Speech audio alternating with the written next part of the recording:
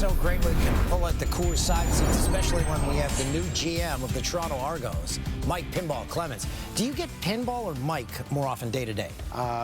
It depends, but I get Pinball an awful lot. Yeah, yes, I would think. Yes. Okay, so the first question is, why did you take the job? But you know what? In your introductory news conference, you explained it so well. Why don't we hear what you said? Let's have a look. I'm not in this job because I need a job. I got a bunch of jobs, and like I don't need. I'm here because I love it. Okay, maybe put it another way. Why are you the right person for the job? I can't say that I am. I am the person that is in the job, and I'm committed to seeing it through. And I think one of my strengths is I understand how important I'm not. Right, and I think that's very important in this kind of role, right? I said several times this last week, if you're the smartest person in the room, it's your own fault, right? Yeah. Yeah, so it's your job to put excellence around you, and we were able to do that back in the early 2000s, where we had the longest 500 or better win streak in the Argos in 50 or 60 years, and that's what we want to do. And the reason we were able to do that is that I had guys smarter than me around me. Okay. Obviously, it's been a tough season for the Argos, to say the least. Right. We were at the 64-14 loss to Hamilton. Did you have to bring that up again? Well, it was Jay. It was our first group outing as a show, and Yeah, we thought it was going to be so exciting. Yes.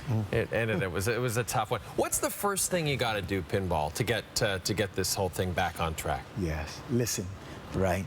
I think it's really important. Our fans have been so committed and dedicated, and has been a really challenging season. So hearing them, giving them a voice, right?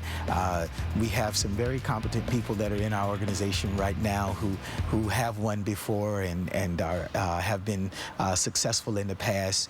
Hearing from them and also this is a great league. Like, this is a great country and is a great league. There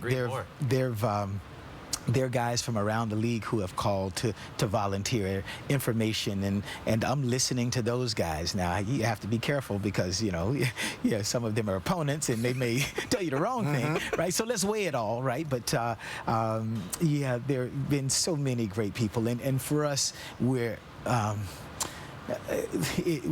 got this extra layer of support in MLSC, being with this, what is one of the, for me, it's the premier sports organization on the planet. And when you got the properties that they have, but not that the properties, the people they have, because, you know, Brendan Shanahan sent me a message last night, sent me a text last night just to say, hey, listen, here, if you need anything, that's amazing. Congratulations, welcome. That and so that's a little bit of extra layer of support. Austin Matthews. Hey, yeah, now yes, now he could play some linebacker, I bet. Maybe yes. he played in Scottsdale. Yeah. High school football down there. Is there a part of the job where you're not looking forward to, like cutting players, maybe paperwork, maybe having to sing happy birthday to people in the office whenever they bring a cake in? I don't know. Oh, it is without question cutting guys. When I coached, the GM stopped letting me talk to guys, because by the time I finished talking to them, they were going back to the GM and ask, why did you cut me, right? You know, I'd give them all these positive, no, listen, you do this well, you do this well, you know, just hang in there, stay with it, and they go back to the GM. Well, coach said I was an all-star, so now I have that role, and so that's probably going to be a little bit difficult, but maybe that is John Murphy's job now. You hear me, John? Does he know that? Yes. We're breaking this right now. Breaking news. John, we're telling you this. Yes. Now that I think about it, though, getting fired by Pinball would be the best person on earth. I feel like if you were going to get fired by somebody, I would want it to be by you. Yeah. Hopefully that doesn't happen.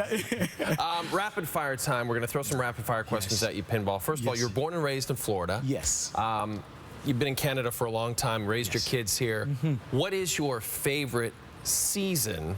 Because in Florida, you don't get the 4 seasons. Right. Here you get the 4 seasons. Yes. What's your favorite season? I still love summer. right? Because as we broach into summer, we are beginning football. Right. And you smell the grass and all of that is just beautiful. But when we get into the season, the fall season has also become a favorite of mine because, then that's the playoffs. That's when, you kind of go in and there's so much happening in the fall. You got hockey and basketball starting. Yeah. We're right in the middle of football. You have, it's October right now, and we got baseball, and so there's so much happening. So those two seasons, I say I'm a summer-fall guy rather than a winter-spring guy. But spring, you're heading to this whole revolution. I don't know. I like it all. Yeah. Right? I didn't expect you to say winter. I mean, that was, yeah, well, but I don't mind winter. Oh, right? Okay. Yeah, so you have to embrace it. Yeah, I do. Yeah, so I don't, really. Oh, it's so cold. I don't do that stuff. It is what it is. Yeah. Layer up. Yes. Is there a coach or GM you had during your career where you're like, man, that guy stood out from all the rest? Oh. Without question, Don Matthews was the guy, and so from day one, I have been a great admirer. Adam Reeder was also a tremendous support. He was the GM on our Grey Cup winning team when I won as a coach, and so a lot of respect for Adam, but without question, Don Matthews, best coach I've ever been around. You have to pick one. Okay. Can't sit on the fence. Okay. Once you hopped on the plane out of Toronto for a road trip, which city did you see and you're like, I can't wait to get there again? Right.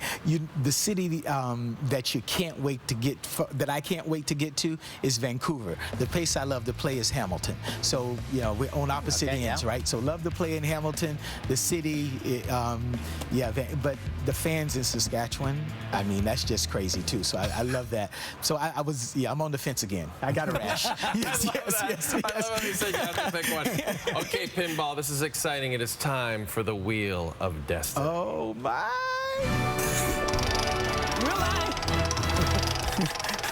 Ladies and gentlemen, we have Hound Dog, our stats guy, standing by. Hound Dog, come on up. And Hound Dog is going to spin the wheel on your behalf. So many possibilities. You might have to hug Dan for 10 seconds. There's a song about that, isn't it? About Hound Dog? I think so.